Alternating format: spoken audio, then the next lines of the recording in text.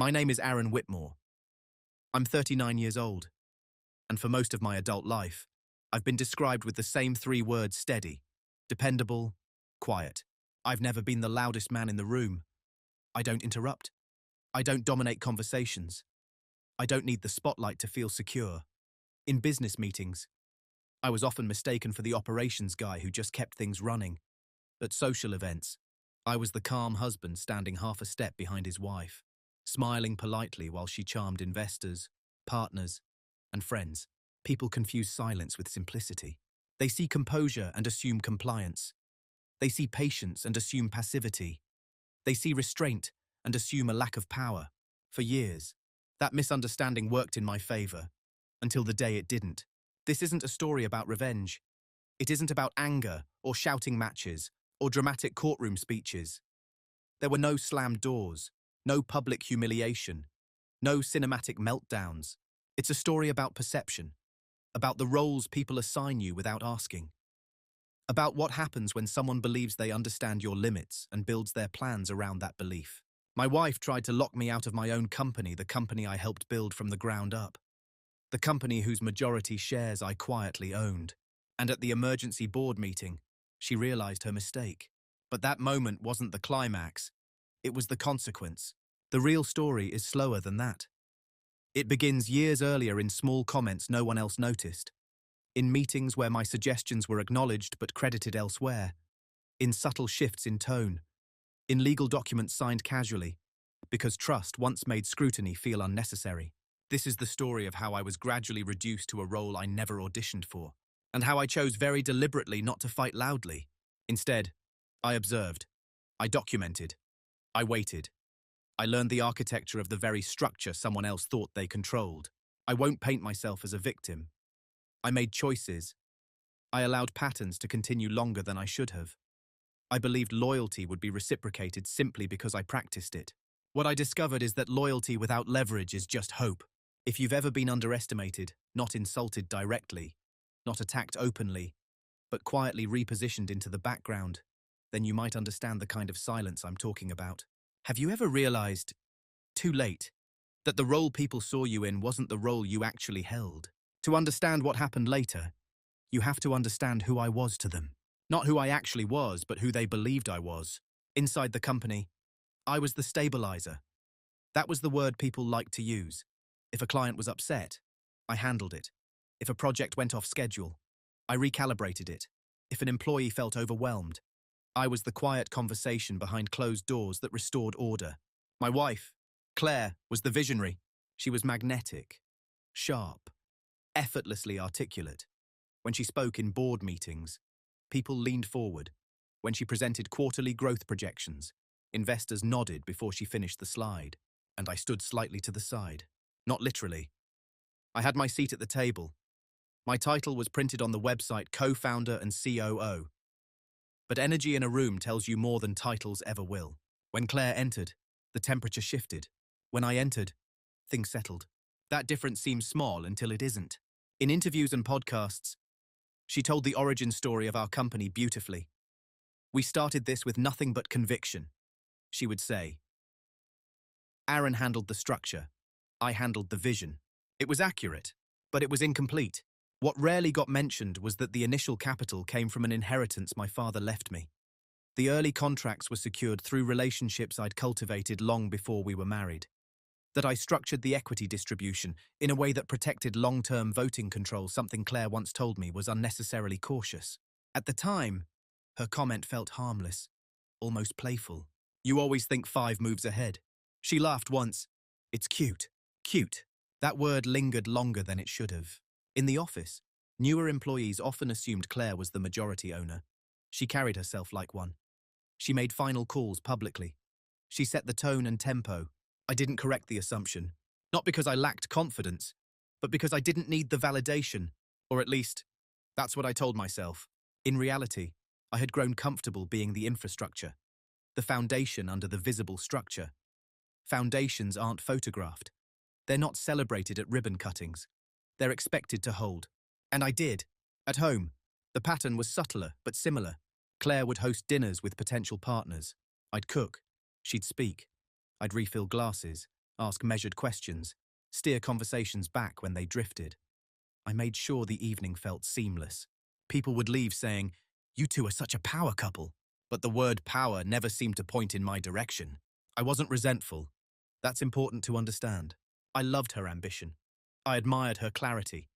I believed sincerely that our dynamic worked because it was complementary. She expanded. I reinforced. She accelerated. I stabilized. And over time, that dynamic hardened into identity. Board members began emailing her directly about strategic decisions. I was looped in afterward. Investors asked for her opinion first. Mine became the confirming voice, the operational endorsement. No one excluded me deliberately. They just adjusted around the energy they perceived as central. If a meeting ran long, Claire would make the closing statement. If a press quote was needed, she delivered it. When recognition awards came, her name was engraved. Mine was implied. Again, I allowed it, because in my mind, ownership wasn't about applause. It was about structure, control, long-term positioning. And in those areas, I was still very much in control, or so I believed. Looking back now, I can see the subtle shift that began happening. Not externally, internally. When people underestimate you repeatedly, even gently, even unintentionally, something quiet starts to calcify inside. Not anger. Clarity. I began to notice which conversations happened without me. Which decisions were announced rather than discussed. Which narratives about our company subtly centered around one voice. To them, I was steady, predictable, safe. The kind of man who would never disrupt the harmony. And that perception, more than anything else, became the most expensive assumption they ever made. The first cut wasn't loud. There was no confrontation. No raised voices. No dramatic turning point. It happened on a Tuesday afternoon in early spring, during what should have been a routine executive strategy session. We were discussing expansion into Austin, a satellite office to support our growing client base in Texas. I had spent 3 weeks running projections, lease structures, hiring pipelines, cash flow impact over 36 months, risk modeling under conservative and aggressive growth scenarios. It was thorough, quietly thorough. Claire arrived 10 minutes late to the meeting, energized from a lunch with a venture partner. She carried that momentum into the room. "I think Austin needs to happen faster than we planned," she said, setting her bag down. "Speed is leverage right now." The room shifted toward her immediately. I waited for her to finish, then added, "Acceleration works if we cap initial headcount at 8 instead of 12. The margin compression otherwise." She smiled. Not dismissively, not cruelly. "Just lightly." "Aaron, we can't build timidly," she said. "Sometimes you have to trust instinct." The board members nodded. One of them even chuckled softly, as if she'd delivered a motivational quote. Trust instinct. I looked down at the printed projections in front of me. Instinct hadn't calculated variable lease penalties. Instinct hadn't modeled seasonal client churn. Instinct hadn't structured the liquidity buffer that allowed us to survive our second year. But I didn't argue. Instead, I said, evenly. If we're moving forward at that pace, I'll restructure the capital allocation to support it. And just like that, the decision was framed as hers. The meeting continued. Timelines were set. Announcements were drafted. No one explicitly overruled me. No one told me to be quiet. But something subtle had occurred. My caution, once described as strategic discipline, was reframed as hesitation. Her momentum, once balanced by my analysis, was reframed as leadership. After the meeting, one of our newer directors pulled me aside. "You're good for her," he said. "You ground her. Every visionary needs someone like you. Someone like me." I nodded politely. Driving home that evening, I replayed the exchange in my head. Not angrily, just analytically. What bothered me wasn't the decision itself. The Austin expansion would probably succeed either way. What stayed with me was how quickly my contribution had been repositioned from architect to safety net. At dinner that night, Claire was animated. "They loved the urgency," she said. "Pouring wine. Energy wins rooms." "It does," I agreed. She leaned across the counter and smiled. "Don't overthink it. Aaron, your spreadsheets will keep us safe." There it was again. Safe. Not strategic. Not essential. Safe. I realized something uncomfortable in that moment. I had become the insurance policy. Valuable, but only in case something went wrong. I wasn't angry at Claire. I genuinely believed she didn't see it that way. In her mind, we were still partners operating at full strength. but perception compounds. And that Tuesday marked the first time I clearly felt the shift, not in authority, in narrative. The story of our company was slowly being rewritten, not maliciously, not dramatically, but incrementally. And I was allowing edits without reviewing the final draft. Most people ignore the first small cut because it doesn't bleed, but it marks the skin, and once marked, it becomes easier to cut again. If the first cut marks the skin, the second teaches you how to ignore the sting. What happened after Austin wasn't dramatic. In fact, on paper, everything looked successful. The new office opened on schedule. Revenue projections were slightly exceeded. Claire's instincts, as usual, weren't reckless. They were bold. And boldness photographs, well, she was invited onto 2 industry panels that summer. Scaling with vision was the theme of one. I attended, sat in the second row, and listened as she described our expansion as a leap of faith supported by operational excellence. Operational excellence. That was me. Unnamed, unseen. After the panel, a young founder approached her and said, "You're inspiring.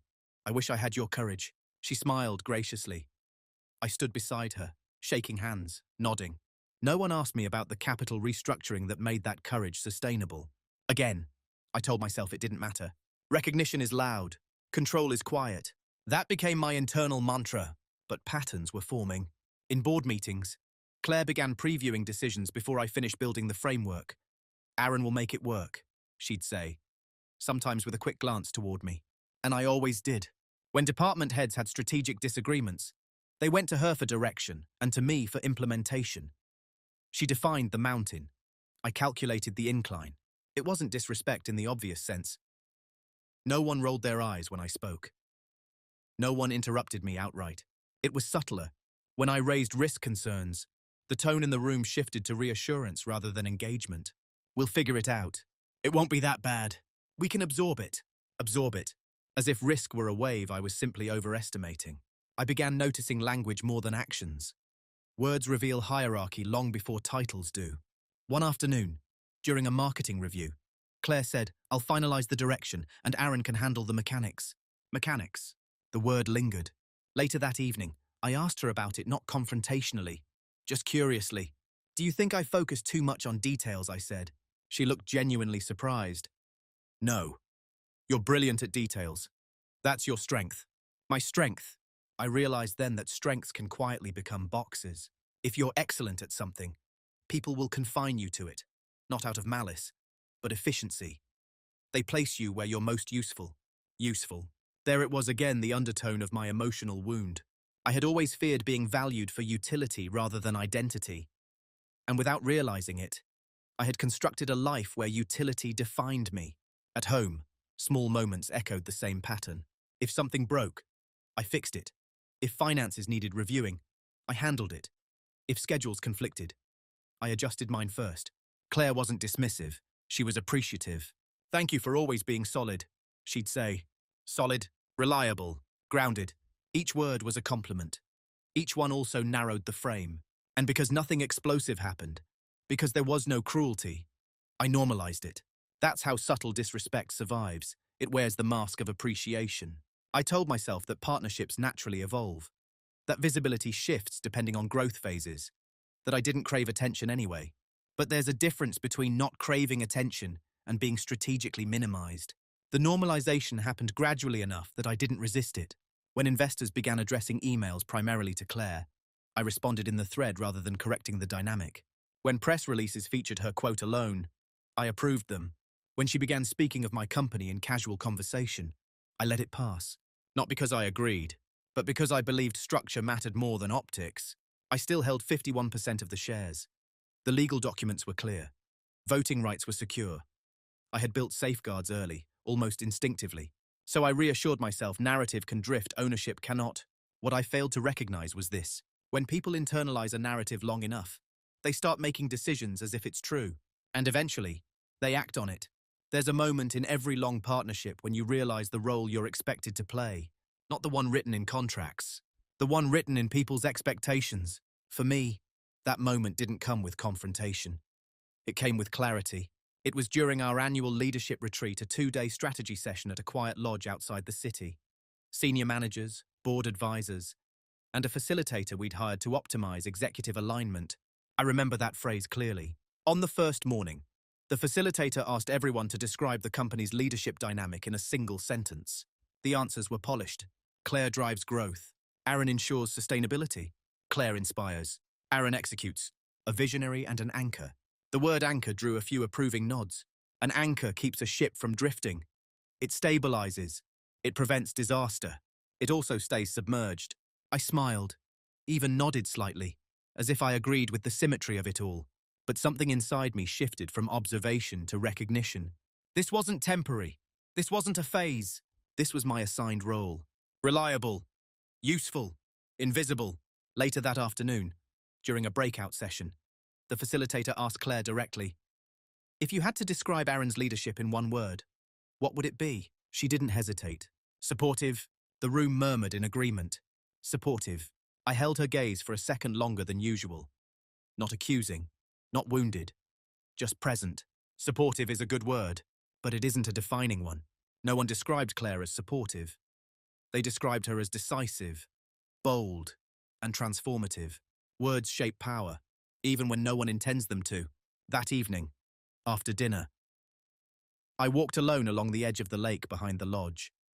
The air was cold enough to quiet everything except thought. I asked myself a difficult question. Had I trained them to see me this way? The honest answer was yes. I had chosen composure over confrontation. I had allowed credit to drift because I valued harmony. I had corrected errors privately rather than publicly, protecting Claire's image when needed. I had mistaken restraint for neutrality, but restraint always communicates something. If you never assert space, people assume you don't require it. By the time we returned from that retreat, the dynamic felt sealed. Claire began speaking more confidently about her leadership direction. Board members deferred to her publicly and checked in with me privately about feasibility. Even our legal counsel began routing strategic drafts through her first. That detail didn't alarm me immediately, but it registered. There's a difference between being a partner and being infrastructure. Partners are consulted before decisions are made. Infrastructure is informed after decisions are made, and slowly, without malice or dramatic betrayal. I had become the latter. At home, the shift manifested in smaller ways. Claire began introducing me at events as the steady force behind everything. People smiled at me warmly. Behind everything. I started noticing how often my presence was described in relational terms to her, to the company, to stability, rather than in autonomous terms. No one questioned my competence. They just stopped associating it with authority. And here's the part I'm not proud of. For a while, I accepted it, because stepping out of that role would mean disrupting the balance we'd built. And I had always prioritized balance. I didn't realize then that balance without acknowledgement eventually becomes imbalance. Not emotionally, structurally, and structures, once misaligned, don't correct themselves out of politeness. The shift didn't happen in a boardroom. It didn't happen during a fight. It happened on an ordinary Thursday morning, in the most unremarkable way possible. I arrived at the office earlier than usual. Seattle was still grey, the city quiet in that half-awake state before traffic settles into rhythm. I prefer that hour. Buildings feel honest when they're empty. I poured coffee in the break room and noticed a new framed article on the wall near reception. It was a feature from a regional business magazine. The headline read, "Claire Whitmore's bold vision redefines mid-market consulting." Her photo was centered confident, sharp, mid-sentence. It was a good photo. Below it, the article described the company's rise. It mentioned her strategic pivots, her growth philosophy, and her leadership presence. Halfway down, there was a single line. Her husband and co-founder, Aaron, oversees operations. Overseas operations. That was it. Years of structure, capital risk, negotiations, quiet salvaging of near-failed contracts. Safeguards are built into shareholder agreements. Long-term equity architecture, reduced to one neutral sentence. I stood there longer than necessary, reading it again, not searching for offense, but measuring impact. Claire hadn't written the article. The journalist likely followed the dominant narrative, and Claire probably didn't notice the imbalance. That was the point. When imbalance becomes normal, no one questions it. Later that day, I had a scheduled call with our corporate attorney regarding a minor compliance update. At the end of the call, he said something casual. By the way, Claire asked about streamlining decision authority for future capital raises. Nothing urgent, just exploratory. Streamlining decision authority, I asked calmly. In what way? possibly adjusting internal voting thresholds to simplify board approvals. It would make external investors more comfortable. More comfortable. I leaned back in my chair and looked at the skyline outside my office window. Has she reviewed the current shareholder agreement recently? I asked. A pause. I assume so, he replied carefully.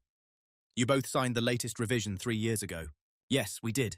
And in that agreement, buried under what Claire once called my overly cautious structuring, was a clause granting majority voting control to my shares regardless of board composition.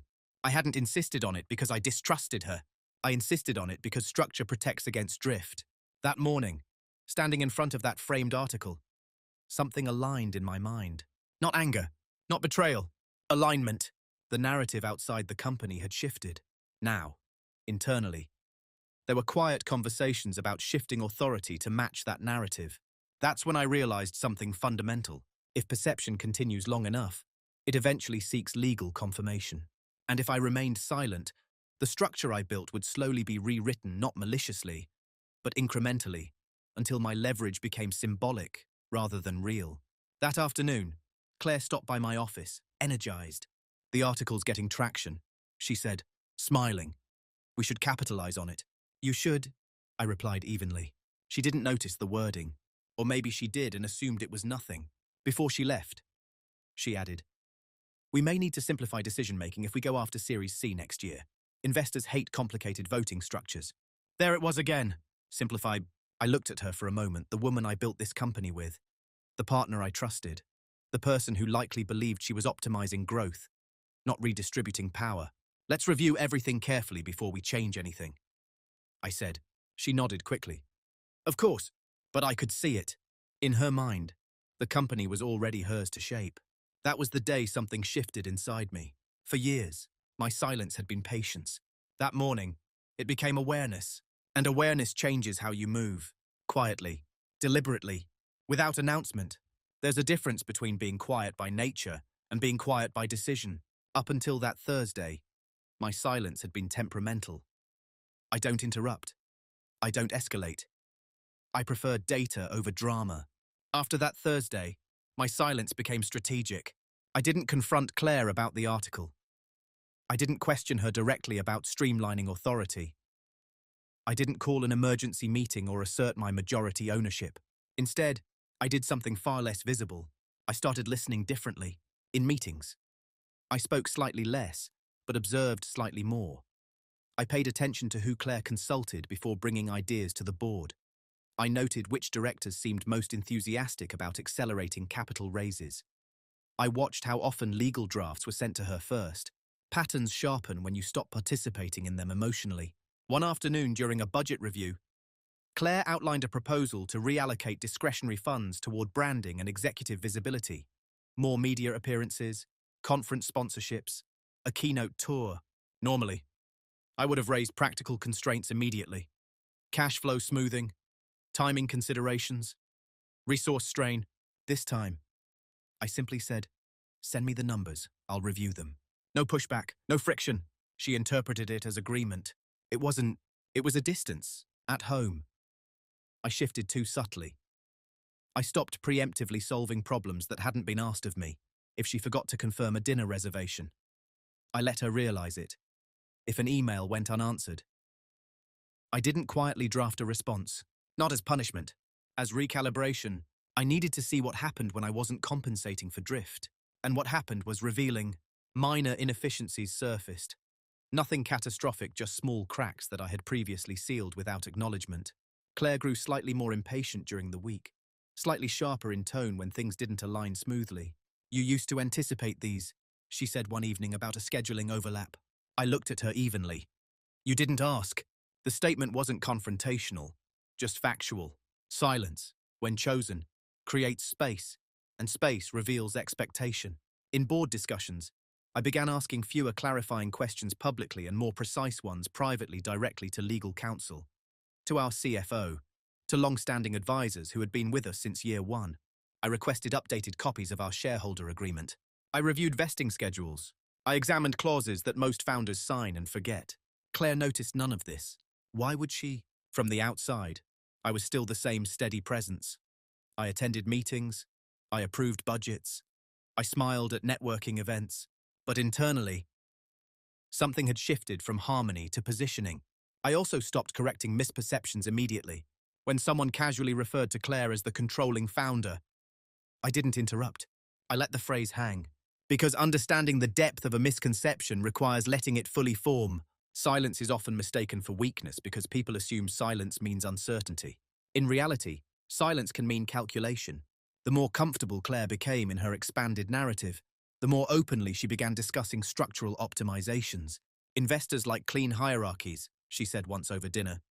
Clear authority. Clarity is important. I agreed. She mistook my neutrality for flexibility. That was the miscalculation. I wasn't becoming smaller. I was becoming still. And stillness, when intentional, is not passivity. It's readiness. What she and the board never fully considered was this. All the structural caution they once described as excessive still existed. And it was legally binding. I had built the foundation, assuming one day I might need it. I just hadn't expected that day to come from inside my own partnership. Silence gave me something I hadn't had before. Not control. I already had that. It gave me perspective. And perspective is what turns reaction into strategy. Preparation rarely looks dramatic. There were no secret meetings in dark rooms. No whispered phone calls in parking garages. No sudden shifts in behavior that would trigger suspicion. What I did was quieter than that. I went back to the beginning. One Saturday morning, I unlocked the small fireproof cabinet in my home office, the one that hadn't been opened in years. Inside were the original incorporation documents, early investor agreements, and handwritten notes from our first capital discussions. I laid everything out across my desk. When Claire and I founded the company, we structured ownership carefully. My initial capital injection had been larger. Not because she couldn't contribute, but because my father's inheritance allowed me to shoulder more early risk. At the time, she told me, "We'll rebalance later if it makes sense." We never did. And because I insisted on clean legal structuring from day one, my shares were issued with majority voting rights tied explicitly to control provisions. It wasn't romantic. It wasn't symbolic. It was protective. Back then, protection felt theoretical. Now it felt relevant. Over the next few weeks, I requested what appeared to be routine updates. "Can you send me the latest cap table?" I asked our CFO. "Let's review board voting thresholds before we engage external investors." I told legal counsel. No one questioned it. As COO and co-founder, these reviews were normal. But what they didn't notice was the depth of my review. I wasn't just skimming. I was mapping. Every board seat, every advisory influence, every clause regarding the removal of executive officers, every condition under which shares could be diluted or authority restructured. I scheduled one-on-one coffee meetings with two original board members, both of whom had invested before Claire became the company's public face. We didn't discuss conflict. We discussed longevity. "Have you thought about succession planning?" I asked casually. They assumed I was thinking about scaling, retirement timelines, and corporate governance best practices. In reality, I was measuring alignment. Both of them still saw me as foundational. Conservative. Yes, but essential. That mattered. At the office, I began documenting decision flows more formally, not in a threatening way, in an operational way. When proposals were introduced without prior consultation, I followed up in writing. "For clarity, can we document the approval path for this initiative?" When language in board summaries implied singular authority, I revised it gently. "Let's adjust this to reflect shared executive oversight." Again, no confrontation, just precision. Meanwhile, Claire accelerated her visibility strategy. More interviews, more external meetings.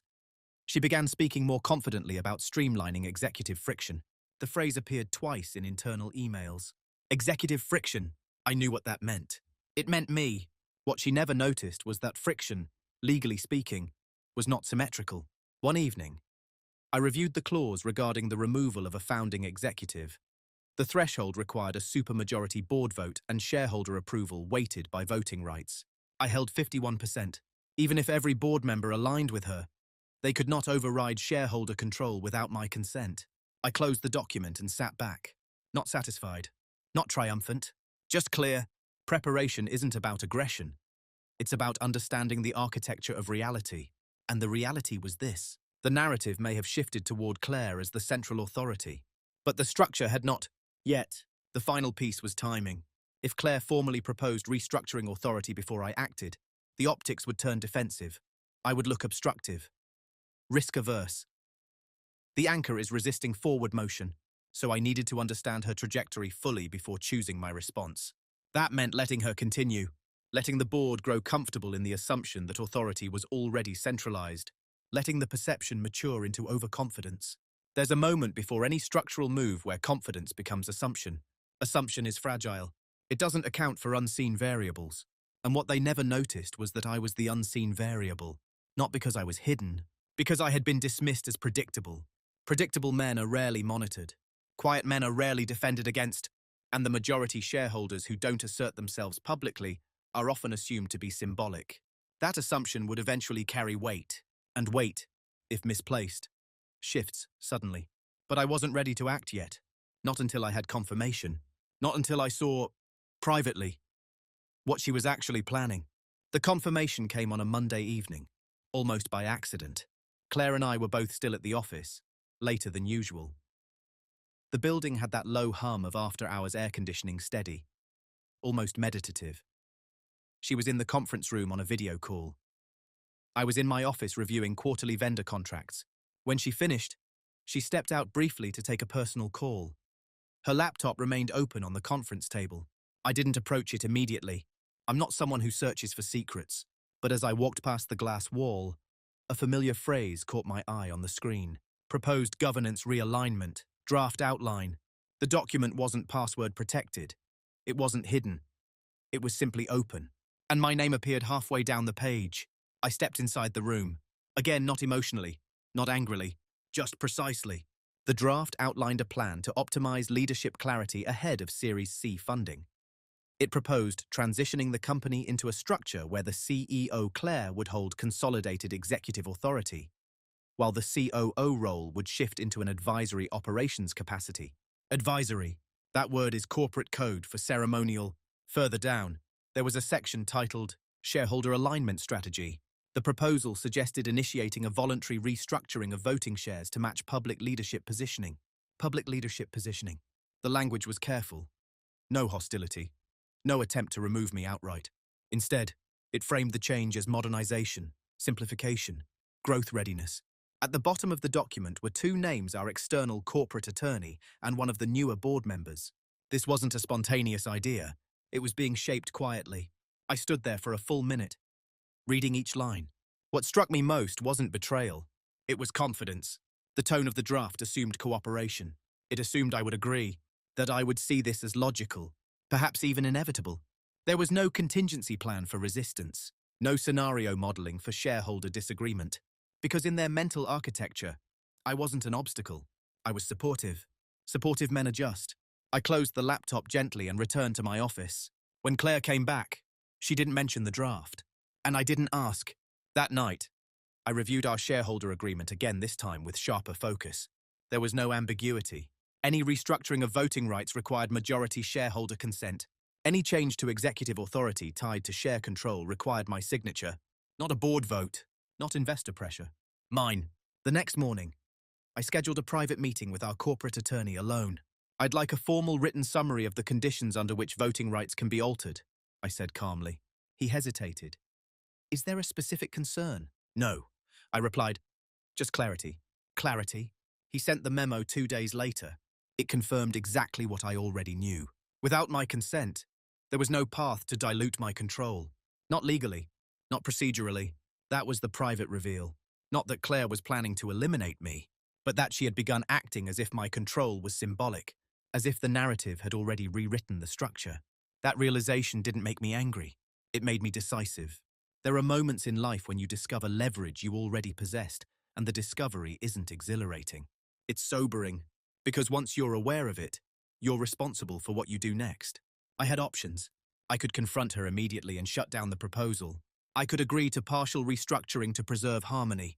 I could allow the process to advance and intervene later, or I could do something else entirely. But one thing became crystal clear. If I allowed the assumption of my passivity to continue, the next draft wouldn't be exploratory. It would be procedural.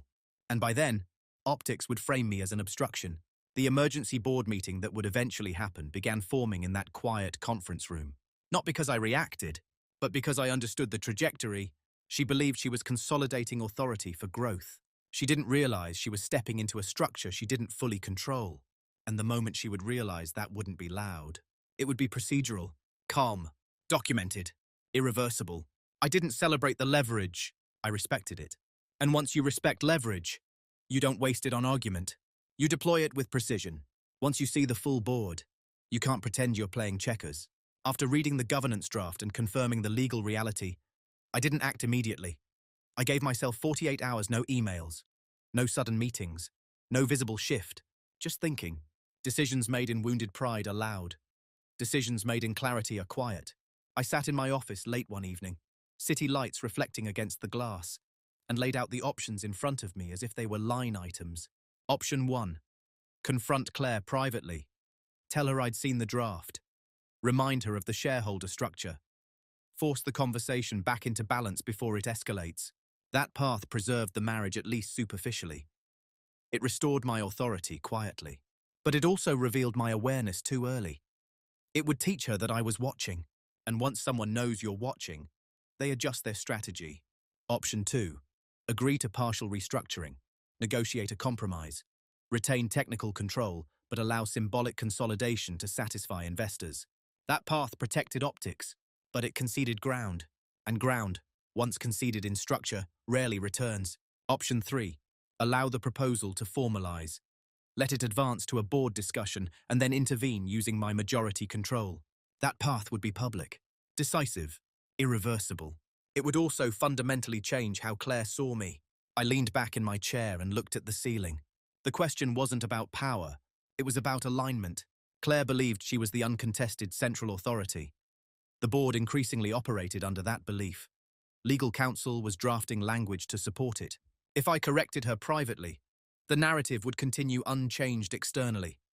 She would still be perceived as the controlling founder, and over time, the pressure to modernize would return. No, the narrative itself needed correction. Not through humiliation, through structure. The emergency board meeting I would eventually call wasn't about exposing her. It was about realigning reality, but that meant choosing the irreversible path. I picked up my phone and drafted a short message to our corporate attorney. I'd like to schedule a full governance review with the board within the next 3 weeks. Formal session. Agenda to follow. I didn't mention the draft. I didn't mention conflict. Just governance review. Then I drafted a separate message to our 2 original board members. I think it's time we revisit structural clarity before the next funding phase. I'd value your perspective. Both responded within an hour. Supportive. Curious. I did not inform Claire immediately. Not because I was hiding, but because timing matters. If she introduced her governance realignment draft first, she would frame the conversation. If I called a formal governance review first, I framed it. Framing determines perception, and perception determines outcome. That night, Claire and I had dinner like any other evening. She spoke about upcoming investor meetings, about branding momentum, about scaling narrative. I listened, not passively, decisively. I had chosen the irreversible option, not to remove her, not to embarrass her, but to anchor the company back to its actual structure publicly, formally, unmistakably. The board would gather, expecting a discussion about streamlining authority. Instead, they would receive a full review of shareholder control, voting rights, and executive governance documented, signed, and legally binding. And in that room, Claire would realize something she hadn't accounted for. Narratives can drift. Structures cannot. The decision wasn't fueled by anger. It was fueled by necessity. Because once someone begins acting as if your control is symbolic, you either correct it quietly or you allow yourself to become symbolic. I had no interest in symbolism. Once the decision was made, execution felt almost peaceful. That's the part most people misunderstand about strategic action. When it's aligned, it doesn't feel aggressive. It feels clean. The governance review was scheduled for a Thursday morning, 3 weeks out. Officially, the agenda read, Pre-Series C structural alignment and long-term control review. Neutral. Professional. Necessary. Claire glanced at the calendar invite when it came through. Is this just housekeeping? She asked casually. Yes, I replied. Before we scale further, we should make sure everyone understands the framework. She nodded, unconcerned. From her perspective, the timing was ideal. A formal governance discussion would provide the perfect opportunity to introduce her proposal for streamlined executive authority. What she didn't know was that I had already structured the flow of the meeting. In the days leading up to it, I moved carefully. First, I requested our CFO prepare an updated cap table reflecting all outstanding shares, vesting schedules, and voting weights formatted clearly, visually, without commentary. Second, I asked legal counsel to circulate a pre-read packet to all board members summarizing the original shareholder agreement, specifically highlighting voting thresholds and executive removal clauses. The language wasn't inflammatory, it simply restated facts. Majority shareholder Aaron Whitmore, 51% voting control, executive authority tied to shareholder majority. Any restructuring of voting rights requires majority consent. Facts don't shout, they sit. I also scheduled brief one-on-one calls with each board member in advance, not to persuade, to ask a single question. As we move towards Series C, what risks concern you most? Their answers were predictable. Market volatility, overextension, brand sustainability, investor perception. Not one mentioned internal power imbalance, because in their minds, authority was already centralized. That assumption worked in my favor. Meanwhile, Claire intensified her external meetings. She spoke enthusiastically about clarifying leadership hierarchy. She was building momentum. I didn't interrupt her narrative. I let it reach full confidence. The night before the board meeting, I reviewed everything one final time. Documents printed, digital copies organized, notes minimal. I didn't need many. I wasn't preparing for confrontation. I was preparing for a presentation. There's a difference. Confrontation is reactive. Presentation is declarative. On Thursday morning, the board assembled in the large conference room overlooking downtown Seattle. Claire arrived composed, carrying her laptop and a slim folder likely containing her governance realignment draft. I arrived with a single leather binder. The meeting began routinely. Financial performance, growth metrics, Series C timeline. Then I shifted the conversation. Before we discuss any structural adjustments, I said evenly, I think it's important we revisit our current governance framework. There have been references to streamlining authority, and I want to ensure alignment on what's already in place. Claire's expression didn't change. Yet, I gestured toward the screen as the CFO displayed the cap table. Numbers have a grounding effect. They remove abstraction. Just for clarity, I continued, the company's voting control remains structured as originally drafted. The majority shareholder holds 51%. The room was quiet, attentive. I wasn't accusing anyone of misunderstanding.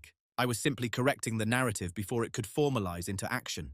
Then, legal counsel walked through the clauses regarding executive authority and share restructuring. Calmly, methodically. No tension, no raised voices, just structure. Claire listened, hands folded, expression steady. But I could see the calculation behind her eyes. She hadn't expected this framing. She had expected a discussion about modifying authority. Instead, the authority was being reaffirmed, and once reaffirmed publicly, any attempt to reshape it would require direct confrontation, not quiet drafting. That was the move. Not explosive, not humiliating, just unmistakable. By the time we reached the portion of the agenda labeled Governance Realignment Proposals, the room's energy had shifted. Not against her. Toward clarity. Silence can build pressure over time. But when released correctly, it doesn't explode. It settles the room. And in that moment, before she even opened her folder, Claire realized something critical. The structure she intended to simplify was not hers to consolidate. The consequences didn't arrive with outrage. They arrived with hesitation. After legal counsel finished outlining the shareholder framework, there was a pause in the room, not uncomfortable, just recalibrating. Claire opened her folder. I've prepared a proposal, she began, voice steady. As we approach Series C, I believe consolidating executive authority would send a strong signal to investors. It simplifies perception and accelerates decision-making. No one interrupted her. She presented clearly, confidently. The language was polished modernization, agility, market alignment. On paper, it sounded reasonable. Then one of the original board members, Thomas, who had been with us since year one, leaned forward. Claire, he said gently, help me understand how this interacts with the existing shareholder structure. Not confrontational, just factual. She glanced at legal counsel, then back at the screen. Well, it would require voluntary agreement from the majority control to re-weight voting rights. Voluntary agreement. The word hung in the air. All eyes shifted subtly toward me. I didn't move immediately. I let the silence breathe. Then I spoke, calm and even. I'm not opposed to growth, but I am opposed to altering structural safeguards that were intentionally designed. If investors require clarity, we provide clarity. If they require stability, we provide stability. But we don't modify governance to match perception. No accusation, no emotional charge, just boundary. Thomas nodded slowly. Another board member added, from an external standpoint, reaffirming stable majority control may actually reassure investors. That was the first visible crack. Not in Claire's authority. In the assumption that authority was fluid, Claire adjusted in real time. I could see it. She pivoted gracefully. Of course, she said, offering a small smile. This was exploratory. I wanted us aligned before formal discussions. Aligned. A careful retreat. The proposal wasn't voted on. It wasn't debated aggressively. It simply lost momentum. And that's how structural power shifts, not through dramatic defeat, but through withdrawal of consensus. By the end of the meeting, the board agreed on one thing unanimously. The current governance framework would remain intact, documented in minutes, reaffirmed in writing. The consequences began quietly after that. In the following weeks, Claire's tone changed, not hostile, but measured. She no longer spoke of streamlining authority. She referred to collaborative executive alignment. Investor conversations shifted subtly as well. Instead of positioning her as the singular controlling force, materials began emphasizing founder-majority stability. My name appeared more often in official summaries. Not because I demanded it, because the structure required it. At the office, department heads began looping me into strategic discussions again. Not out of fear, but because clarity had reset expectations. And at home, there was distance. Not dramatic, not explosive, just space. Claire moved differently around me. More cautious in phrasing. More aware of the lines she once assumed were flexible. One evening, she asked directly, "You planned that governance review carefully, didn't you?" "Yes," I replied. She studied me for a moment. "I didn't realize you felt sidelined." "I wasn't sidelined," I said evenly. "I was being redefined." That landed. The consequences weren't punitive. I didn't remove her. I didn't reduce her role. I didn't call for votes against her leadership. I simply prevented the quiet erosion of mine. But once someone realizes the structure isn't what they assumed, they move differently. Confidence becomes calculation. Assumption becomes caution. And in that shift, something fundamental changes. The company didn't collapse. The marriage didn't implode. But the illusion of singular control did.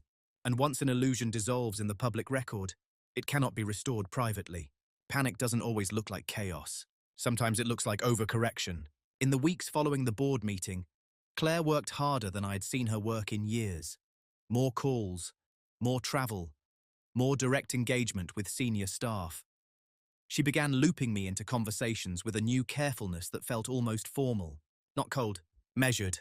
One afternoon, she closed the door to my office. "Can we talk?" she asked. I nodded. She sat across from me, not behind the desk. Not standing, but directly across. As if we were negotiating something already defined. "I misread the board dynamic," she said first, "and I misjudged how strongly you felt about structural control." Her tone wasn't defensive. It was analytical. "I don't need singular control," she continued. "But investors are going to want clarity. If they sense internal tension, there is no tension in the structure," I said calmly. "There was tension in the assumption." She exhaled slowly. "I wasn't trying to push you out. I know. That was the truth." Claire wasn't plotting removal. She was aligning reality with perception, unaware that perception had drifted too far. "But you were preparing to reduce my authority," I added, without asking me directly. Silence, not angry. Heavy. She leaned back slightly. "I thought you'd agree." That sentence carried more weight than anything else she'd said. "I thought you'd agree." That was the core miscalculation. Not malice. Certainty. Certainty that I would prioritize harmony over structure. Certainty that I would adapt. Certainty that I wouldn't assert control publicly. And now that the board minutes documented reaffirmed majority control, the pathway she envisioned was closed. Too late to adjust quietly. Too late to reframe it as mutual evolution. The governance review had formalized reality. Any renewed attempt to consolidate authority would require direct opposition to me, not passive alignment. And she wasn't prepared for open opposition. Over the next month, subtle cracks appeared in places she hadn't anticipated. 2 senior executives began consulting me more frequently on long-term planning. Not because they distrusted her, but because clarity about authority had shifted their calculus. Investors, during exploratory conversations, asked direct questions about voting structure. Found a majority stability as attractive, one remarked. Claire smiled when they said it, but I saw the flicker behind her eyes. The narrative she had built externally of streamlined central leadership now required recalibration. She had to reposition the story, and repositioning under scrutiny is harder than shaping from assumption. At home, conversations grew more careful. She no longer used phrases like "my company." She said ours again, but the words sounded different. Intentional, deliberate. One evening, she asked quietly, "Do you think we can get back to how it felt before?" I considered the question carefully. "Yes," I said, "if we're aligned on reality." She looked at me for a long moment. "I underestimated you," she said finally. "Not emotionally, just honestly." "I know," I replied. There was no satisfaction in hearing it, only finality. Because underestimation, once corrected publicly, changes the dynamic permanently. She could not unsee the fact that I had orchestrated the board framing. She could not return to assuming I would stay silent through structural shifts, and I could not return to assuming that harmony would protect authority. It was too late to revert to innocence. The company would move forward. The marriage might too, but the balance of perception had been recalibrated, not through argument, through record. And records don't forget. The real confrontation didn't happen in the boardroom. It happened on a Sunday evening at home, sitting across from each other at the dining table without laptops, without documents, without an audience, no raised voices, no accusations, just clarity that had nowhere left to hide. Claire folded her hands in front of her. "When did you start planning the governance review?" she asked. Her tone wasn't sharp. It was precise. "The night I saw the draft," I answered. She nodded once. No surprise there. "You didn't confront me." "No." "Why?" I considered that carefully before responding. Because if I confronted you privately, the assumption would remain intact publicly. And the assumption was the problem. She absorbed that in silence. "You could have told me how you were feeling," she said. "This wasn't about feeling," I replied gently. "It was about structure drifting toward perception." She held my gaze. "You think I was trying to rewrite the company around myself?" "I think you were aligning authority with narrative," I said, "and you didn't realize the narrative had outpaced reality." There was no heat between us, only uncomfortable accuracy. She leaned back slightly. "I never saw you as replaceable," she said quietly. "I know, but you started acting as I saw you that way. I started acting like I saw the trajectory. That was the difference. Intent versus outcome. Claire's ambition had always been outward-facing. She built momentum. She built a narrative. She built external validation. I built infrastructure. What neither of us acknowledged was that narrative, left unchecked, begins to believe itself. "And if I had brought the proposal to you first," she asked, "I would have declined," I said calmly. She let out a soft breath, almost a quiet laugh. "So this was inevitable?" "No," I corrected gently. "The review was inevitable. The way it happened wasn't." She studied me carefully. "You were very calm in that room. I was prepared. That's what scared me," she admitted. That was the first emotionally vulnerable sentence of the evening. Not anger, fear, not to lose the company, of losing predictability. For years, she knew exactly how I would respond: steady, accommodating, balancing. This was the first time she saw that steadiness could also be asserted. "You didn't humiliate me," she said after a moment. "I wouldn't. You could have. I wouldn't." That was my moral line. Control doesn't require humiliation. Dominance doesn't require noise. We sat there in silence for a while. The marriage wasn't collapsing, but it was renegotiating. "You changed something," she said finally. "Yes, in the company, in myself." That was the true confrontation. Not between us, within me. For years, I believed that restraint alone defined strength. Now I understand something more nuanced. Restraint without boundary invites redefinition. "I don't want to fight you," she said quietly. "I'm not fighting you," I replied. "I'm correcting alignment." There was no resolution that night, no dramatic reconciliation, but there was acknowledgement. She saw me clearly, perhaps for the first time in years, not as supportive infrastructure, not as the quiet anchor, but as the controlling partner in both structure and intention. And I saw her clearly too, ambitious, capable, but capable of overextending perception. The confrontation had no raised voices, only recalibrated reality.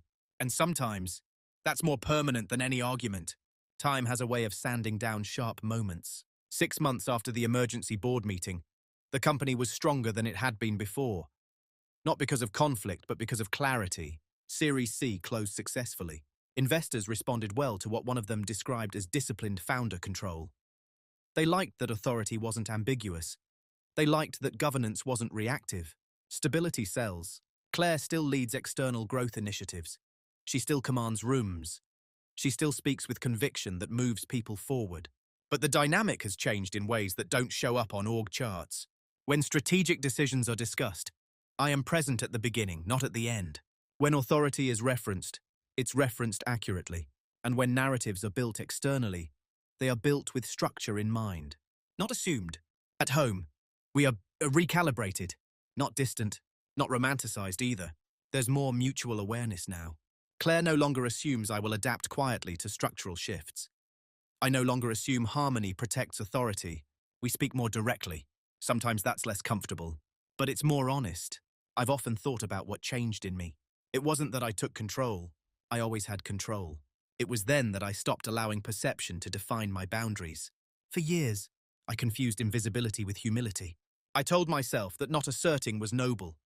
Not correcting misperception was generous. But generosity without clarity becomes erasure. I don't speak louder now. I don't dominate meetings. I don't interrupt. What changed is simpler. When something misaligns, I address it early. When language drifts, I correct it calmly. When structure is questioned, I reference it precisely. There's no tension in it anymore, because it's no longer reactive. It's integrated. Claire once told me recently, during a quiet drive home, "I think I forgot how much you built." I didn't respond immediately. Then I said, "I never stopped building." That's who I am now. Not the invisible anchor, not the supportive background, not the underestimated husband. I'm the majority shareholder, the structural architect, the calm center that doesn't move when narrative shifts. And I've realized something important. Quiet dominance isn't about proving someone wrong. It's about knowing exactly where you stand legally, emotionally, structurally, and refusing to drift from it. There's no bitterness in me, no desire to replay the boardroom moment, no satisfaction in the realization she had that day. Just respect for the lesson. Underestimation is not an insult. It's information, and information, when handled correctly, becomes leverage. I didn't change into someone louder, I became clearer. And clarity is harder to misplace than noise. When people hear this story, they often expect a dramatic ending. They expect someone to be removed, a public apology. A marriage is shattered or rebuilt in cinematic fashion. That's not what happened. The company continued. The marriage adjusted. The board moved on. But something fundamental shifted. And it wasn't about ownership percentages or voting clauses. It was about identity. For a long time, I believed that strength meant absorbing impact quietly, that being steady meant allowing others to expand without resistance, that love meant prioritizing harmony over correction. What I learned is more nuanced. Strength without boundaries invites reinterpretation. If you never define your limits, someone else will define them for you, not always maliciously. Sometimes simply because your silence makes space. Claire didn't wake up one morning intending to erase me from the company we built. She followed momentum. She followed the narrative. She followed what the world reinforced. And I followed restraint, until the restraint is required definition. The emergency board meeting wasn't revenge. It wasn't punishment. It was alignment. It was a reminder to her, to the board, and honestly to myself that structure matters more than perception. That quiet doesn't mean weak. That calm doesn't mean compliant. And that dominance, when grounded in legality and clarity, doesn't need volume. If there's a moral here, it's this. Don't wait until you're locked out to check the door's foundation. Don't assume that being underestimated is harmless. And don't mistake invisibility for humility if it slowly erodes your position. You don't have to shout to be respected, but you do have to be clear. So I'll leave you with this. Have you ever realized that people were making decisions about you based on a version of you that you quietly allowed them to believe? If so, what did you do next? I'd genuinely like to hear your perspective in the comments.